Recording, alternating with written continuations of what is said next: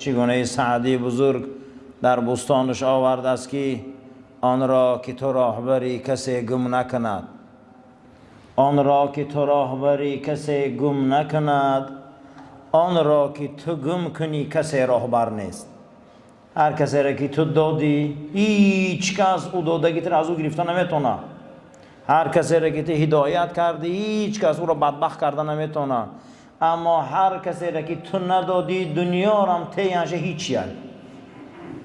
اگر هر کسی را که تو نخواندی به سوی خودت، هزارها هزار پیامبر آمدن اما مردم به هدایت مرد.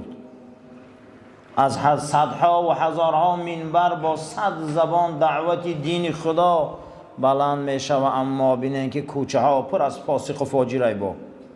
یعنی که اگر خدا در دل ناندازه خینده برادرها. من همین صاحبی کتابم آورده است که کسی را که تو هدایت کنی هیچ کس او را گمراه کردن نمیتونه. و من یضلل فلا هادی له، کسی را که تو گمراه کنی هیچ کس او را هدایت دادن نمیتونه. و نشهد ان لا اله الا الله وحده لا شریک له، یقین داریم، اطمینان داریم، ما حق باور داریم غیر پروردگار خدای وجود نداره و خدای حقه که به خودش مثل مانند و شریک نداره. و نشهد ان محمدا عبده و رسوله صلی الله علیه و سلم، و یقین داریم، اثبات میکنیم، حق ایمان داریم که محمد بنده خداست و رسولی اوست و آخران پیغمبر در زمین آمد. جناب پیغمبر گفت داستانی من مثل یک قصر هست که به در و تیریزه هست.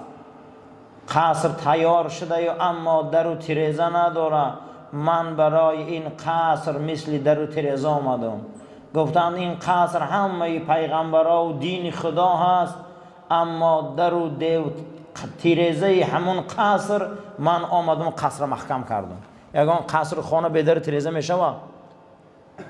رسول اکرم صلی الله علیه و سلم شریعت آسمانی در تیریزش بدیان.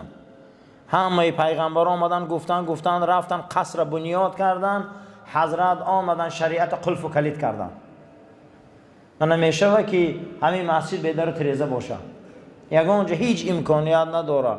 ای عقلم بیرون ای منطقم بیرون ای علمم بیرون ای شرعم بیرون که خانه باشه و در نداشته باشه. برای همین جناب پیغمبر در و تیریزه قصر انم شریعت خدا آمدن، همه را محکم کردن. رسول اکرم صلاحیتشون فهمیده چی هستن؟ اگر در قدی تیریزه نباشه همین خانه هم بینو در آمدن میگیره، همه چیزی ضرر رسان در آمدن میگیره. پیغمبر آمده است اما قصر محکم کرده دین خدا را که من آمدم در این قصر و تیریزه هاش هستم. هزار بار شکر که امتی رسولیم. و علی آله و اصحاب زنهای پیغمبر، زنهای پاک دامنش و فرزندای پاکش و اون نسل زوریه سید زاده هاش که تا به امروز دنیا را نورانی کردن، تا به امروز این اسلام در بین آب و علاب آوردن، اسلام در بین آب و علاب آوردن ما در رساندن تا به امروز خدمت شایسته آن نسل رسول است. چه در ملک هند، چه در ملک افغان، چه در ملک آسیا و چه در ملک اروپا و چه در ملک افریقا خدمت اساسی را نسل رسول اکرم کرده.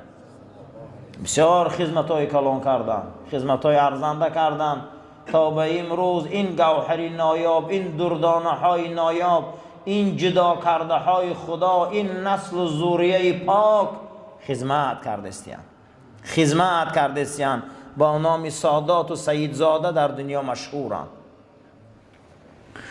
و اصحاب اون هم صحبت هایی که با چشم سر رسول اکرم دیدن، با این پیامبر آسمانی ایمان آوردن، نام اینها صحابه. اگر ما مثل کوههای بیابان نفقه کنیم و احسان کنیم و صدقه تهیم، ما مثل این کوههای بیابان اگر طلا و نقره و پول در راه خدا صدقه تهیم، یک صحابه یک دانه خرما را در راه خدا صدقه تهیه، اجر و مکافات صدقه طلا و تنگه و نقره ما برابر یک خرمای صحابه برابر نمیشه. زیرا اینکه اونها در حالت وزبینی در اطراف رسول اکرم ایستادند، از بحر زن گذشتن، از بحر کودک گذشتن، از بحر تمام منفعت ها گذشتن، اینها دین خدا را خدمت کردند. صحابه را ببینید که در تمام دنیا پهن شد رفت. چه اونها زن دوست نمی داشتن، اونها معیشت دوست نمی داشتن، اونها کودک و تجارت دوست نمی داشتن، کی نغز نمی بینه، از بحر همش گذشتن. اونها خوو خپیدن بین نواجیز با دندانهای کرسیشان شریعت رسول اکرم. همشان آمدن در این صحرا و بیابانها، هیچ کس با اونها شناس نبود، هیچ کس با اونها رفیق نبود. اینها آمدن این سرزمین ها را با دین و اخلاق پر کردن، با دین و اخلاق پر کردن. به اصحاب او سلام و صلوات باد. و سلم تسلیما کثیرا، سلامی به اندازه در همه حال و دور و زمان، از حد زیاد و به اندازه دنیا و کوهاش، و پیغمبر و خاندانش و صحابش سلام باد. اما بعد حمد و ثنا و درود به حضرت محمد مصطفی، فهذه الرساله مختصره فی الخلق الحسنه. صاحب کتاب میگه این مختصر رساله ای که من نوشتم درباره اخلاق و تربیت. بیانت فیها تعریف الخلق الحسنی، من بیان کردم که اخلاق نیکو چه خیلی اخلاقه، چیه این اخلاق، همین تربیت چیه خودش، و فضائله، فضیلتاش گفتم، بزرگیاش، انواعه جدا جدا کردم، نوعاش قطعی، صنفاش قطعی. فی 22 مبحثا، 22 باب کرده، 22 باب اخلاق کرده علم. علی نحو الآتی، من یک تا میگم درباره تعریف اخلاق حسنه، درباره فضیلت اخلاق حسنه، چه خیل راه های اخلاق دریابیم، شاخ های اخلاق نه کدامه، جود و کرم، جوانمردی و سخاوت بشکی یک از اخلاق خوب است. عدل، حق به حقدار رسانیدن، تواضع، خاکساری، اخلاص، صدق، راستی و صدق، راستی، صادق بدن، القدوة الحسنه. قدوه گفتم برادران، اگر شما دیدگی باشه، من همین قصرهای کلون در بالاهاش یک علنگه علاو در گرفته میسته، یا قلعه را در بالاش علاو در میگیره در شب. اگر شما دیدگی باشه در بیناهای بلند در بالا چراغ میمونن در گرفته میسته. عرب همه را قدوه میگه من راههای را آوردم که شما قدوه میشی، یعنی بلند میشه. خیلی کدام اخلاق ما را قدوه میکنه، همه علنگه علاو باری در سر قلعه ها بلند میکنه. باب دهم درباره علم با منفعت، باب 12 درباره حکمت، علم، حدیث و حکمت، فلسفه، باب 13 درباره سلوک حکیم، راه و رویش. امروز فرعون هم میبیا طرف مردم مصر میگه که من شما رو هدایت نشان میتیم، سبیل الرشاد، میگه چی انقوای موسی میری، من شما رو هدایت میکنم و من شما رو هدایت. فرعون هم دعوا میکنه که من شما رو هدایت نشان میتیم، اما میگه راه های هدایت من در شما در اینجا گپ میزنم، کدام راه هدایت های. باب 14 استقامت، زندگی کردن. خیلی زندگی این، کدام زندگی؟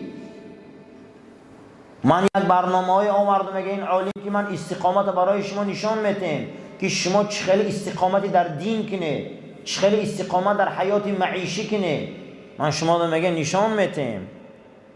باب 15 درباره تجربه ها و از آدمای با تجربه یادگیری، خبره چی میگن؟ آدمایی که بحر علمن، روی به 4 زانو در پیش آدمای عالم شینه، ایوه یک چی یاد گیره. قسم به خدا کو یک آدم ها 20 سال قدی یک عالم جورن یک چی نمیدونن، این خیال میکنن که هدایت چیزی آسان است. و فقط همون جورگی کرده، قدر نان خورده، چای خورده، اما همین علم امور را نگرفته. ما بسیار داملا و عالما را میدونیم زناشون جاهلن، 50 سال 40 سال زنشن که قرآن خونده نمیتونه. این هدایت آسان نیست برادرو. هدایت ای قفاش میشی. ایا خاندان یک از عالم میبره، دوتاش عالم پس مونده، همون از این دور میبروین. این هدایت آسان نیست. این مردم خیال میکنن که هدایت چیزی آسانه. بسیار انامین علما را فرزنداشون علم دارن، حتی خانانگیاشون علم دارن. چی با ای قفای علم همون انسان و حکمتش نیستن. ای قفای انامون چیزی که جوهر پیامبر آورده رسانده، ای قفای اون نیستن عزیزا. قطعی علما رفیق میشه، دوست میشه، اولی چی استفاده بره، اخلا قرآن خوانیتون را راست کنه، یا چی را استفاده بره از اونها. زیرا اینکه اینها وارثان رسولان. رسول ها همین حکمت علم موندگیان. پیغمبر ها چی مونده همین زمین رفتن؟ در همینجا خبره گفته ای آدمای خبره، ای عالم صاحب علم یا چی استفاده بره. صاحب هدایه شریف پرسیدیم که یک کتابی عقیده نوشته. صاحب هدایه شریف برهان الدین مرغینانی یک کتاب نوشته است درباره علم عقیده در زمانش. گفته هر کسی که همین کتابی منه بیایا خانه چی خیلی که خودم فهمیدگیم همین خیلی من دو فهمونه، من دختر نمیتیم شه. دختری 15 ساله داشته است در زمانش، دختری که اهل قرآن و اهل علم. یکی از همون زمان طالب علماش در خوارزم وقتی همین عقیده را میخونه شرط شد در پایان میمونه. میگه کسی همین کتاب بیاره من خوشرو فهمونه چی خیلی من فهمیدگیم علم میفهمه که علمی نکشم. میگه من دختر ما توفه میکنم که دختری من 15 دیو از تمام علم خبر داره. یک ملا بچه مقصد همون زمان دانشجوها و همون زمان طالب علما در مدرسه خوارزم کتاب نخونده شرح می نویسه با علم. این ایوه بلند بوده بچه یوش. وقتی میبیاره این شرح او را میخونه حیران میشوه. بعد از او میگه حضرت امام ابو حنیفه گفته بود است که حضرت امام علم در کیه؟ گفته علم در همه. هیچ معنی نگوه که علم در یک آدم های و میبراره دخترش در عمود مقصد دیگه همون زمان طالب میتیه. یعنی هیچ معنی نگوه که من در این درون علما زیادم. انسان هایی هستن که نخونده کتابای ما را شرح میتیان. این درباره خبره بدن های از علما استفاده بردن در کارای، از علم استفاده کردن در کارای. برای همین هر کسی که از خبره استفاده کنه، از این کارها که استفاده کرد و انسان نجات مییابه. برادرها خداوند قوم ظالم برابر قوم جاهل در قرآن وصف کرده گیه. چی ظالمی چی جاهل؟ جاهل نادان و ظالم کسی که ایرم کمی برو. اینم هر دوش جهنمی گفته. کیا پیغمبرها رو غم دادن؟ جاهلا. کیا بدبختن؟ جاهلا. کیا احمقن؟ جاهلا. قرآن میگه سرا پرده قرآن فقط مردم احمق و ابله جاهل میگه. هر کسی که خودش خیزه فرض عین خونه فهمه که نماز فرضه چی وی دعوت میکنی 50 ساله درباره نماز گپ میزنه. آخه خیزه خودش فرض عین نگیره، ضروریات دین نگیره، خونه باید چی درباره نماز گپ زدن. و خودش میدونه که نماز فرض بده.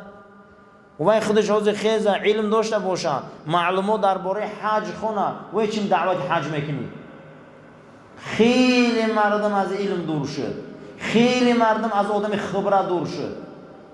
برای همین استفاده کنه. صاحب هدایه را پرسیدن که چرا تو بزرگ شدی حضرت؟ گفته برای او بزرگ شدم که هر کس ایمن یک حرف زیاد میدانست من در پیش شاگرد شدم. هیچ مال ننگ نکنیم درباره تعلیم علم. کسی ایما یک حرف زیاد میدانه همون روی همون گیره. این میراث رسول اکرمه. باب 17 درباره انزال مردم منازلهم قدر یک آدم دانی عزیز. هر آدم پیغمبر صلی الله علیه و سلم گفتن که در معرکه ها ای مردم منزلتتون دیده شینه. یک آدم هیچ منزلت نداره ای بری بالا میشینه و میگن بیچاره در بیرون میکنن. هر آدم در منزلتش دیده شینه، منزلت دیده شیشتن در کورای. برای همین مذهب ما صحیحش حضرت امام میگه که در فقهش حضرت امام ابو حنیفه صف یکم ده آدمای دانشمند و علما بیاین استن ریشدار و سالدارا استن. صفی دویم ده غیر اینا استن. صفی سیوم ده میگه با جوانا هستن. صفی چهارم ده میگه کودکا هستن. صفی پنجم ده با زنکا هستن. این منزلت جدا میکنه. این منزلت عزیزا آدمای آدم فرق دارن.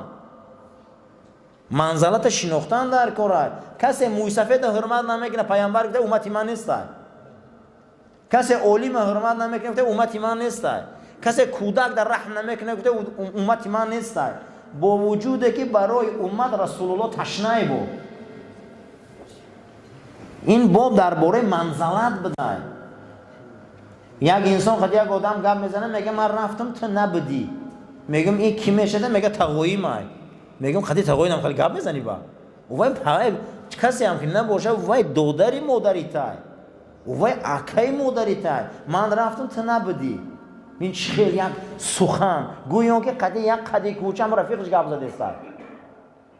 برادر منزلت شناسه، امکی را قدر شدونه، خولا را قدر شدونه، امر را قدر شدونه، زن قدر شدونه، کودک قدر. اینا بخشون نزد خدا منزلت دارن. بعد مادر رسول الله کی را منزلت داد؟ بعد او صحابه آمد گفت کو نمیدونم کی در خدمت کنه، گو اچت هست، گو نه مردگی است، گو خالت چی؟ گو هست، گو بعد مادر حتما خالت است، بعد این گو با عمت است. یعنی که در درجه میشه عزیزا که اینو منزلت رسول الله معلوم کرده به دستیان. حضرت شتگی بدن که ابوبکر صدیق آمد جناب پیغمبر پاشون جمع نکردن. حضرت عمر در آمد پاشون راست به جمع نکردن. حضرت عثمان در آمدن جناب پیغمبر سریزانو شدن. تن چوا عایشه مادر من میپرسه که پدرم قطعی عمر در آمد یا پاتون راست بود حضرت جمع نکرده. عثمان در آمد سری دوزانو ششته. گو ای حیای عثمان زمین و آسمان حیا میکنه. حضرت گفته که ای روزی که اسلام دا مشرف شدم من با دست راستم اولاد من نقبیدم. ای روزی که من به اسلام مشرف شدم گفته من اولاد مردینگی من ندیدم. اینا ببین چقدر احتیاط میکرده. حتی که هم خرقه همو دستمال قدیم میمونده بالا هم بخش توزه میکرد حضرت در روایت ها میبرن. این خیلی حیا داشتن که حضرت ها چه بزرگ بودن. ایره میگن عزیزان انزال الناس، انزال مردم منزلت چه شناسیم. ابوبکر بزرگه یا عمر، عمر بزرگه یا عثمان، عثمان بزرگه یا علی. این چهار تا تمام صحابه بالا هم. در بین زنهای رسول اکرم خدیجه دیگره، عایشه دیگره. جناب پیغمبر منزلت عمر چخیل برداشتن. آدم از آدم فرق داره عزیزا. منزلت آدم ها را شناسه، معلم قدر کنه، استادا را قدر کنه، منزلت ها را نقض دانه. این در دلالت اخلاق انسان های. کسی منزلت چه نمیشناسه وای بر حالش. این باب درباره منزلت گفته من جدا کردم. یک باب درباره حلم. حلم چیه؟ حلیمیت، مهربانی، بردبار، عفو، بخشش. پیامبر اکرم صلی الله علیه و سلم فرمودند که پهلوانای امت من میدونی روز قیامت کیان؟ شما گمان نکنید گفت پهلوان کسی را میگن که یک کسی با یک کس با پشت غلطانه. پیامبر گفتند میدونی در قیامت پهلوانی امت من کیه؟ اصحاب میگه گوش کردن که خدا و رسولش میدونه. گمان نکنه پهلوان یک کسی میزنه و میغلطونه. پهلوان امت من کسی هست که در فصل سرما و گرما در طاعت و قد میکنه. انا بیرون باران یخ طاقت کر نمازش میخونه. دوم پهلوان امت من کسی هست که در غضب میشنه و صبر میکنه. سیوم پهلوان امت من کسی هست که او را آزارم تیان عوف میکنه. چیکار میکنه؟ میبخشیده. پرونه میکرده. همون را چیکار میکرده است؟ میبخشیده. دیگر از باب گفته الانات و تثبت، ثابت قدم بودن، جوان مرد بودن، رفق، ملایم بودن، لین ملایم گو زدن. بابی 20 درباره صبر، بابی 21 و 22 درباره صبر، بابی 22 درباره رحمت. از خدا میپرسم گفته که این عملی ای که من خدا برکت یا صاحب کتاب منفعت خالص گفته به خاطر خدا نوشتم شد. پروردگار گفته من در حیات و منفعت، بعد مردن گفته به دعای مسلمان ها قبر ما سراب که و من منفعت گفته خدایا از همون علمی که اندکم باشه، زیرا اینکه من از بهترین درگاه میپرسم که تو درگاهی تای، من از بهترین عمل میپرسم که تو دوستی منی، برای من بسی، برای من بهترین دوستی. و صلی الله علی و بارک علی عبده و رسوله نبینا محمد. و صلوات به اندازه و برکت به اندازه به بندد و رسول حضرت محمد صلی الله علیه و سلم، بر اصحاب و آلش و پیرواش تا روز قیامت. صاحب کتاب گفت از من دعا میکنم شما هم در حق من دعا کنید. از جمعه دیگر ما درباره تعریف اخلاق حسنه صحبت میکنیم. بسیار کتابی جالبه، بسیار کتابی خوبه، در همه بابتا بحثای خوب شده تا که تربیت اخلاق ما برادر بلند شود. برای که اخلاقمون ضعیفه، اخلاقمون خیلی ضعیفه. پیامبر صلی الله علیه و سلم فرمودیان که من میترسم ای مسلمان گفت ای امتام میترسم که پگه همین شریعت جمع کنم بیارم فقط در نماز مونم. خود همین شریعت در چی جمع شده؟ نماز میخونه تمام همین تمام اعمال رذیله را میکنه دیگه، زبان بد، رفتار بد، کردار بد، دزدی، غارتگری، تمام اعمال هست لیکن نمازش میخونه. پیامبر گفت من میترسم از امتم که پگه همین دین جمع کنه در نماز بیارم مونم. ببینید که دین اخلاق، دین تربیت، دین چقدر گپا داره، اینا رو هم باید رسونیم. پروردگار ما رو برای راست هدایت کنه، ما را از آفات و بلا و کلفت ها نگهبان باش، عاقبت کاری ما را به خیر، ایمان ما را به سلامت گردان. آمین یا رب العالمین. صفا رو راست گیره، تلفن ها رو خاموش کنین، آماده به نماز باشین.